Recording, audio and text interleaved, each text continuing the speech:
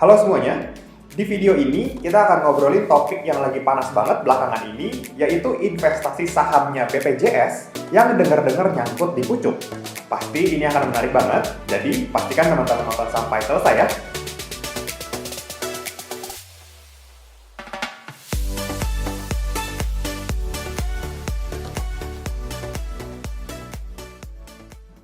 Pertama-tama kita akan lihat dulu berita-beritanya di sini. Jadi teman-teman kalau mau cari, langsung aja googling, ketik aja kasus BPJS. Nah nanti akan muncul ya kayak begini berita-beritanya. Lalu kalau misalkan teman-teman mau baca satu persatu juga boleh, silahkan. Saya di sini akan coba kasih tahu aja secara garis besar. Jadi ada dugaan korupsi dana investasi BPJS Ketenagakerjaan yang katanya mirip kasus Jiwasraya dan Asabri. BPJS Ketenagakerjaan ini mengelola dana masyarakat yang jumlahnya itu sekitar 472 triliun menurut bisnis.com yang teman-teman bisa lihat sumbernya di sini. Nah, sekitar 23% dari total dana itu atau hampir 110 triliun itu tuh diinvestasikan ke instrumen pasar modal. Dalam hal ini reksadana dan saham.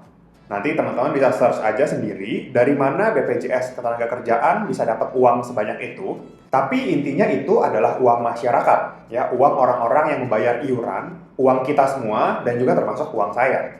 Nah, saat mengelola, BPJS Ketenagakerjaan ini nggak mau uangnya cuma nganggur gitu aja. Akhirnya dana-dana itu diinvestasikan ke berbagai instrumen dengan harapan uang itu bisa bertumbuh.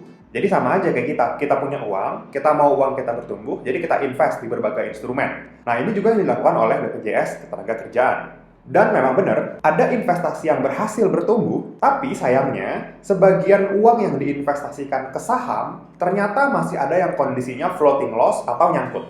Ya kurang lebih sama juga sih kayak kita ya.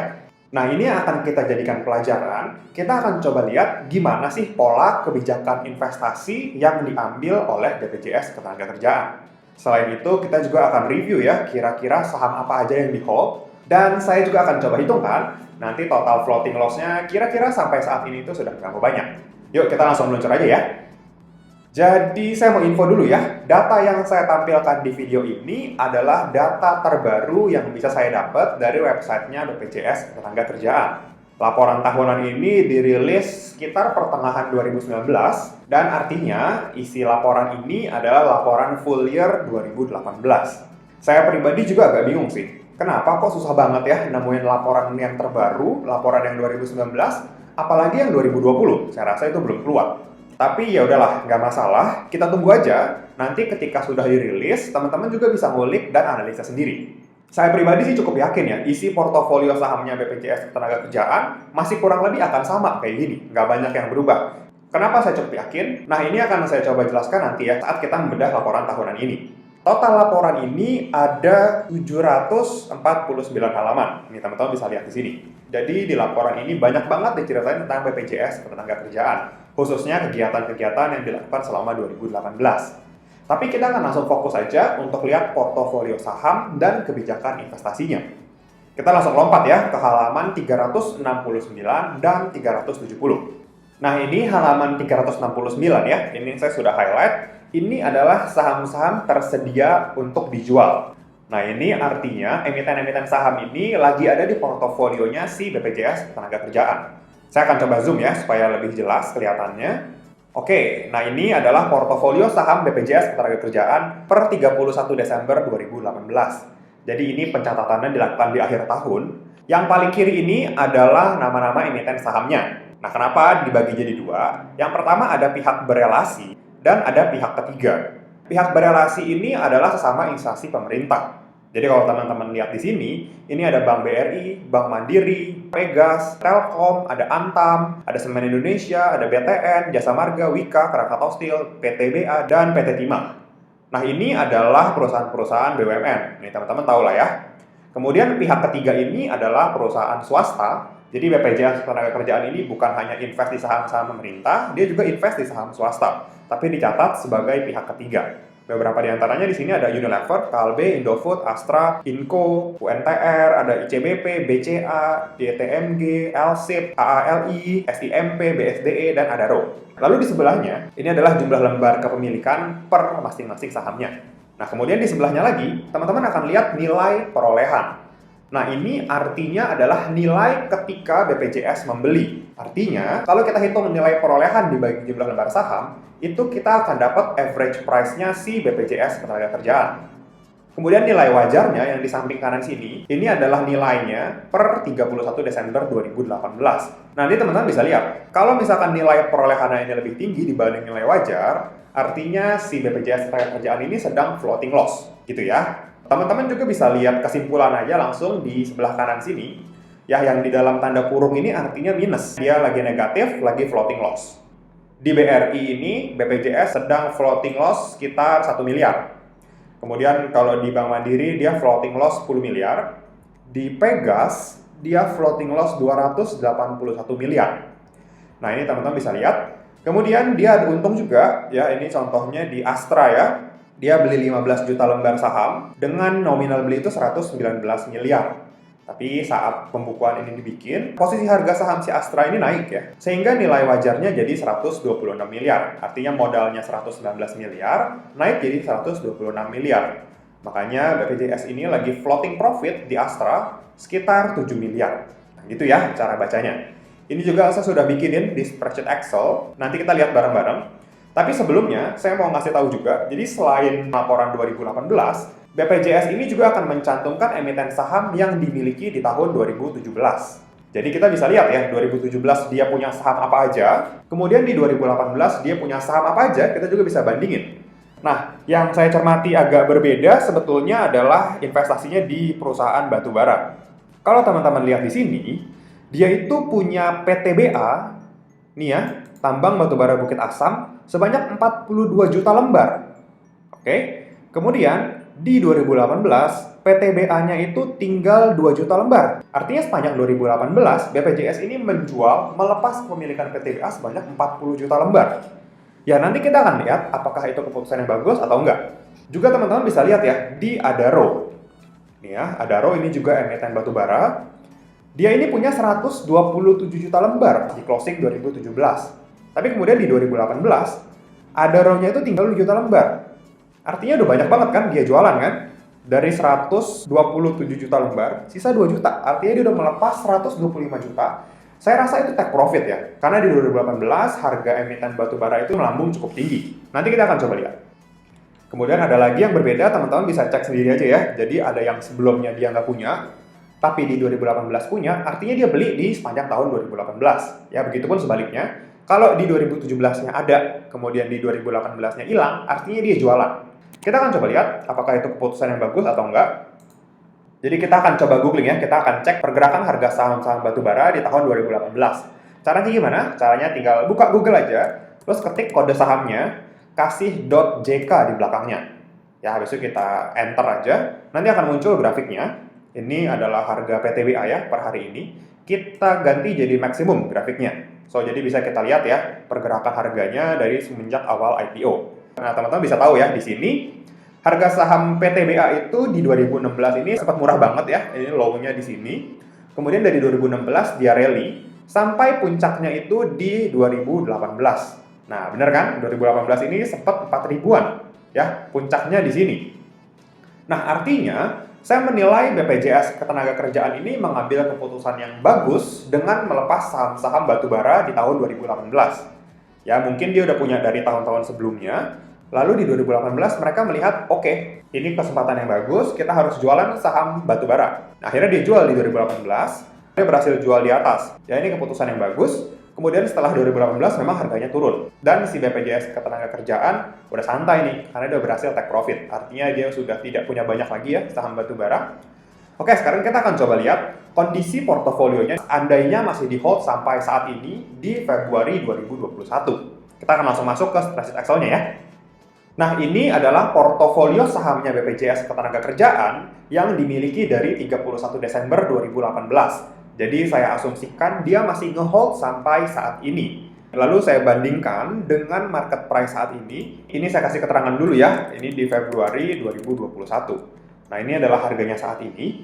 Kalau misalkan dia masih hold saham Bank BRI, artinya dia sudah floating profit sekitar 44 miliar atau hampir 20%. Ternyata average price-nya lumayan oke ya, di level 3.600-an. Mungkin dia nggak beli di bottom banget, tapi masih cukup oke lah ya, kalau misalkan dia dapat di average segini. Ya, harganya saat ini sudah naik cukup tinggi, dia udah profit, tapi berbeda dengan Bank Mandiri. Ya, Bank Mandiri saat ini masih floating loss, karena dia beli di 7.700-an average-nya, sedangkan harganya saat ini di 6.700. Ya, dia floating loss 28 miliar atau 13%. Kemudian yang perlu diperhatikan adalah saham-saham yang saya highlight merah. Ini adalah emiten saham yang seandainya masih di hold, dia ini sudah floating loss banyak banget. Ya, di sini teman-teman bisa lihat, Pegas. Pegas ini dibeli dengan average price 5.300-an. Dengan nilai investasi yang besar nih, 465 miliar. Saat ini harganya di 1.455. Jadi sudah floating loss 339 miliar atau 72%. Ya, ini kemudian saya kasih note pucuk karena dia belinya di pucuk, belinya di atas banget. Ya, kita akan coba lihat ya, Pegas.jk. Nih, teman-teman lihat ya, saya panjangin grafiknya. Pegas itu ada di level 5.000 lebih itu ketika tahun 2014 dan tahun 2013. Nih, di dua titik ini dia berhasil melewati harga 5.000. Artinya, kalau si BPJS ini punya average price 5.000 lebih, pasti dia beli di sekitar sini. Ya, artinya dari 2013 dan 2014 udah nyangkut bertahun-tahun dan saat ini kondisinya masih floating loss 72% atau hampir 340 miliar. Kemudian Bank BTN, dia juga beli di pucuk. Saat ini sudah floating loss 45%, 32 miliar. Ya, belinya di harga 3.000. Kita akan coba cek ya, bbtn.jk. Kita panjangin grafiknya. Nah, lihat ya, Bank BTN itu hanya satu kali momen aja dia pernah menembus harga 3.000, yaitu di sekitar tahun 2018 di sini ya. Ini sempat ke 3.700-an ya di sini. Artinya, Bank BTN itu beli di sekitar sini nih, di tahun 2018. Dan lagi-lagi menurut saya ini adalah keputusan yang kurang oke, karena beli Bank BTN di harga 3.000-an. Maksud saya, gimana gitu cara dia analisa, akhirnya memutuskan untuk beli Bank BTN, diskonnya sudah cukup oke, nilai wajarnya di berapa dia hitung saya nggak tahu, akhirnya dia memutuskan beli di harga 3.000-an. Dan setelah itu harga saham Bank BTN turun drastis ya, bahkan sempat ke level 800-an. Nah, ini juga yang perlu diperhatikan sih sebetulnya sama kita semua. Sekelas BPJS Ketenagakerjaan yang saya yakin mereka punya tim analis yang hebat-hebat dan ternyata masih bisa beli saham-saham ini di harga pucuk. Oke, sekarang kita hanya mereview. Saya yakin juga timnya BPJS Ketenagakerjaan sudah menghitung. Mudah-mudahan nanti bisa naik lebih tinggi daripada harga pembeliannya. Kemudian selain di perusahaan pemerintah, mereka juga nyangkut di pucuk di perusahaan-perusahahan swasta. Saya akan ambil contoh SIMP. SIMP ya, ini Salim Infomas. Ini emiten CPO. Oke, kita panjangin lagi grafiknya.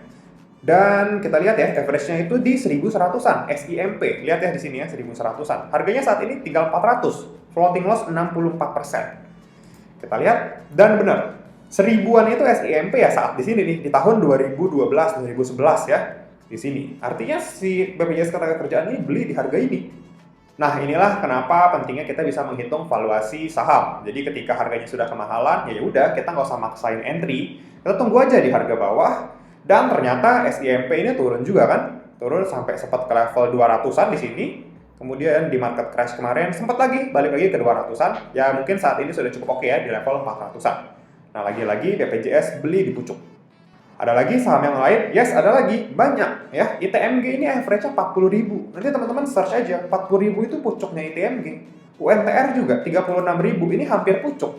Saat ini floating loss. Ini merah-merahnya besar ya. Ada 60%, 30%. Kemudian Pegas 70%. Nah, ini artinya nilai loss paling besar itu di Pegas. Secara persentase ataupun secara rupiah, paling besar tuh di Pegas. Mungkin aja dia akan average down, yes, itu mungkin. Average down, kemudian average price-nya jadi lebih rendah. Tapi yang kita lihat di sini adalah kebijakan investasinya ya, ketika dia beli Pegas di level 5.300-an.